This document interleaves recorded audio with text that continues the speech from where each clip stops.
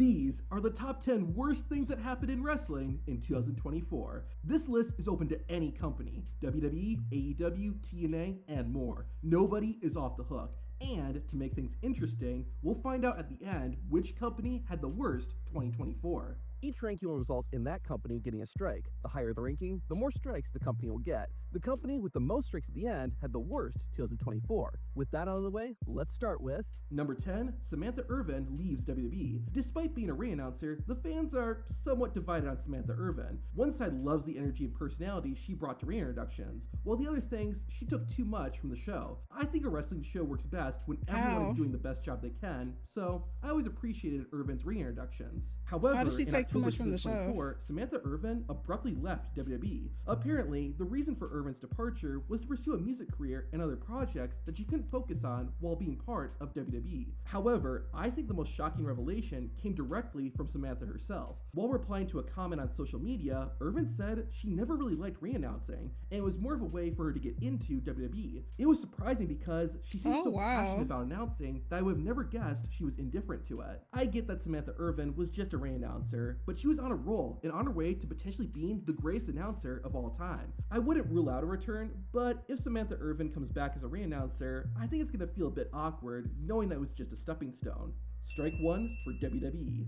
Number 9, Jimmy Uso vs. Jey Uso. WWE has a fascinating tradition of having real-life brothers face off at WrestleMania every 15 years. At WrestleMania 10, it was Bret Hart vs. Owen Hart. At WrestleMania 25, it was Jeff and Matt Hardy. And at WrestleMania 40, it was Jimmy and Jey Uso. On paper, Uso vs. Uso sounds like a good idea. They were key parts of the Bloodline storyline that had been going on since 2020. The WrestleMania match had a ton of build and a great story. It seemed impossible to mess up, so here's how they messed it up. The match was slow, with awkward pauses throughout. It just never really got going, which led to the crowd dying, which made things even worse. In fact, Jimmy Uso had to yell at his own daughter to get off her phone. He wanted to be with his brother. He wanted Jimmy to get away from the damn it was.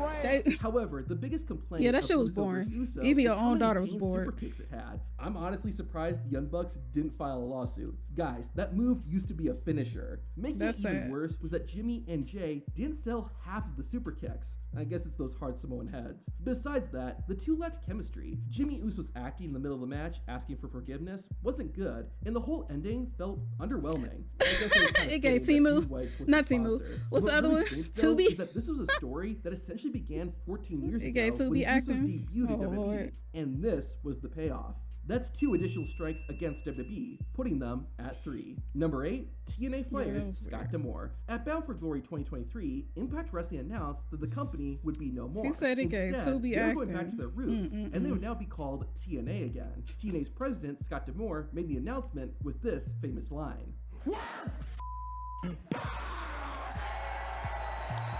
The name change became official on January 13th, 2024 at the Hard to Kill pay-per-view. Not only that, but the event also had the largest live gate for the company in nearly a decade, so it seemed like TNA was starting off 2023 on the right foot. However, that didn't last long. About 3.5 weeks later, Scott D'Amore was abruptly fired from his position as TNA president. It was never flat out said what the reason was, but it seems like D'Amore wanted more to be invested in TNA than what Anthem, TNA's parent company, wanted to invest. Either way, that's weird for a lot of wrestlers and fans. Scott D'Amore had been instrumental in helping bring TNA back, and a lot of wrestlers enjoyed working for TNA under his leadership. It seemed like the textbook definition of a lull TNA So why moment. he get fired? As I that said, makes no sense. TNA had a successful relaunch, and they seem to be on a resurgence. Then, TNA fires its president. Now, to be fair, TNA still has done pretty well. About 5 months after Scott D'Amore's firing, TNA hosted their Slammiversary pay-per-view. That had an even higher attendance than Hard to Kill. Additionally, TNA has expanded its partnership with WWE, with more TNA wrestlers appearing in WWE and vice versa. Scott D'Amore launched his own wrestling company in October 2024, Maple Leaf Pro Wrestling. So even though D'Amore's firing wasn't a good thing, it seems like everyone rebounded. Still, that's 3 strikes against TNA. Number 7, Chris Jericho's learning tree. Chris Jericho is one of the best wrestlers when it comes to reinventing himself. Y2J seemed to always know exactly when and how to introduce a new character or gimmick, and it was almost always a hit. However, in 2024, Jericho hit a bump in the road. In March 2024, Chris Jericho attempted to mentor Hook. When Hook didn't take the bait, Jericho fought and defeated him to become the FTW champion. Y2J then dubbed himself the Learning Tree and began offering unsolicited and arrogant advice. The Learning Tree soon turned into a faction, with Big Bill, formerly known as Big Cass, and Brian Keith at Chris Jericho's side. Now, I get it. The Learning Tree is meant to take the criticism of Chris Jericho and other veteran wrestlers and turn it into a gimmick designed to get boos. But just because I intentionally made a bad meal doesn't mean the food is now suddenly good. Now, I don't think the Learning Tree is inherently bad. I think it has more to do with You want him Jericho. to retire badly. A lot of people would agree when I say I don't think it would be bad if Jericho went off TV for a while. Why is that? Well, obviously, there were the sexual misconduct allegations that surfaced in late 2023. As far as I know, there's never been any real closure to it, which left a bad taste in people's mouths. There was also the infamous picture of Jericho's wife participating in the January 6th insurrection that began floating around too. But talking about the Learning Tree itself, it just doesn't have the allure like Jericho's other gimmicks. It seems like he's less focused on creating compelling stories and characters and more on getting names and catchphrases over, like, hey guys, TV time and Nueve. I think Jericho and even AEW would be better if we just had a break from Y2J. 4 strikes for AEW. God. Number 6, the continuing decay of the NWA. Before I dive into this, I gotta say, there's no part of me that enjoys the NWA or any wrestling company failing. That said, I'm gonna be frank about what's happening with the NWA. The COVID-19 pandemic negatively affected the entire wrestling landscape. However, while WWE seemed to come out of it stronger, they wasn't able to recover. The opposite story for the NWA. Sure, it wasn't just COVID that hurt the NWA, but I think it was a starting point, and things have continued to get worse and worse. In October 2024, NWA Power was taken off the CW app. Granted, NWA wasn't on proper TV, but it was the biggest platform the NWA had ever been on since Billy Corgan took over in 2017. After getting the boot from the CW, NWA began posting episodes of Power to Twitter or X. Now, that wouldn't be such a big issue, but did you even know that? When the NWA was bought by Billy Corgan, it had energy and excitement behind it. But as the years went on, the NWA started to become less relevant and mocked more. Damn. Sure, Tyrus as NWA World Champion in 2023 wasn't good, but at least people paid attention. If 2023 was the year of mockery for the NWA, then 2024 was the year of irrelevance. Again, there's no part of me that enjoys saying that, but that's where we're at. That's 5 strikes against NWA, putting them at number 1.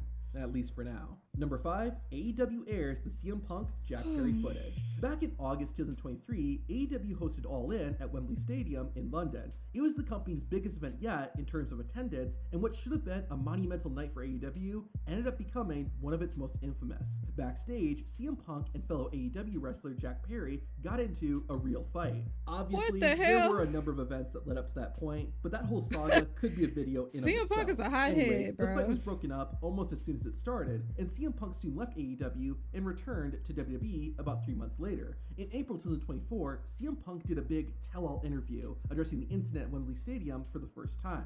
In response to this, AEW announced that they would show the security camera footage of the fight on their flagship show, Dynamite. The footage aired, and while it did increase viewership, it was a case of short-term gains and long-term pains. The decision didn't do anything to help AEW's image or favorability among fans. His eyes In fact, it had the opposite effect. Airing the footage just felt desperate, and it seemed like something WCW would do during its final years. It would have been one thing if AEW aired the footage shortly after the incident, but they chose to show it 7.5 months later. It gave the impression that AEW was in such a need to get people to watch that they had to use a low-quality, silent, 45-second clip of an ex-employee to increase viewership. I don't know what's worse, the fact that AEW actually did it, or the fact that it worked. That's 6 more strikes for AEW, but there are still 4 more rankings to go. Number 4, WWE and money. There are a lot of little things that WWE did in 2024 that I'm gonna lump together. The reason is that, while they are different issues, they all revolve around one thing. It's all about the money! It's all about the money!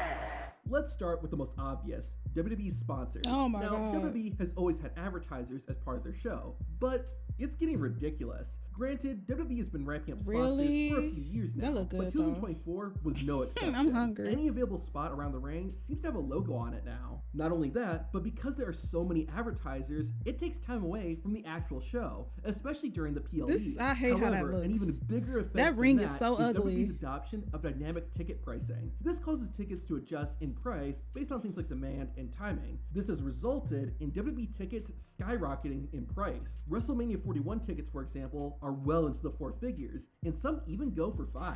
The cheapest tickets I found for both nights of WrestleMania 41 were $1,000. And that's not even counting all the taxes and fees that are added on. But hey, people are still buying them. Also, let's get rid of the post-show press conferences. I know this doesn't exactly fit into this point, but hey, those have sponsors too. Really, the media scrum / press conference idea was neat when AEW introduced it, but I think it's run its course. Particularly for WWE, they're just corporate PR, and WWE patting themselves on the back. Sure, there's the occasional highlight like Cody Rhodes and Jey Uso getting drunk, but those are few and far between. Plus, whenever a good question gets asked, like the Vince McMahon scandal or diversity issues, the response is usually just corporate copy and paste and doesn't really answer anything. That's a whopping 7 strikes for WWE, tying them and AEW.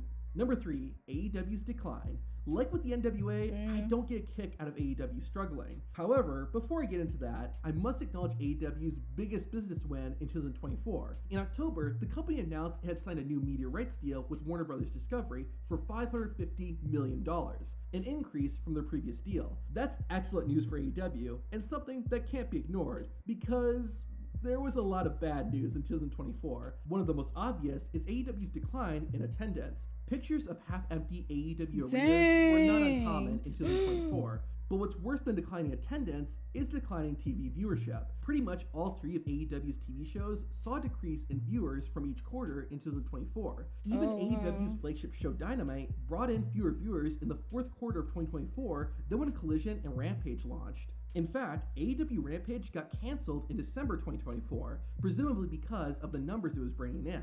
There were also some backstage Once Punk and issues Cody with left, AEW I as stopped well. caring about Wrestlers would be left AEW. at home because the company didn't have anything for them, as They well need as to AEW figure it extending out. some wrestlers' contracts, despite said wrestlers wanting to leave. In general, AEW doesn't have the same excitement that it had when it first launched in 2019. There are a ton of reasons for that, but regardless, 2024 was a mixed bag for AEW, to say the least.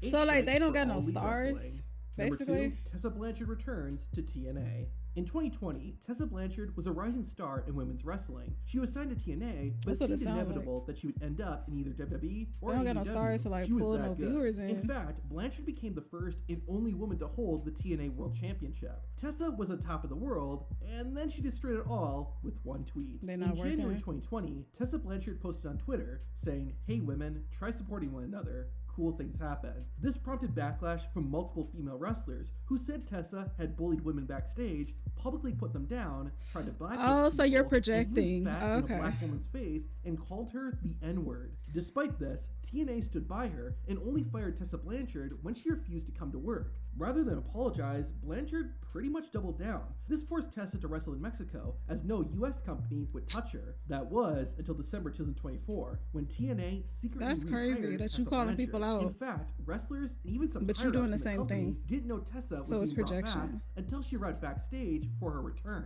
The They locker always be room like was that. reportedly split on Tessa being brought back, but there were people who were glad to see her. Now, it's not so much Tessa Blanchard herself returning that makes this list, but how TNA handled it and the message it sent. The fact that they felt they needed to hide Blanchard's return is a red flag to begin with. However, it feels like a slap in the face. TNA fired Scott D'Amore, someone who is very pro-TNA, helped rebuild the brand, and never embarrassed the company. But they rehired Tessa Blanchard, someone with a list of terrible allegations, and someone who wouldn't film promo videos from her That home makes no while sense. being the world champion. I get from TNA's side that they're losing talent, but the way they went about bringing Tessa Blanchard back was completely wrong. 9 strikes against TNA. That made no Now this sense. next ranking will determine which 'Cause why would you company fire did the him but worst bring her back? 2024.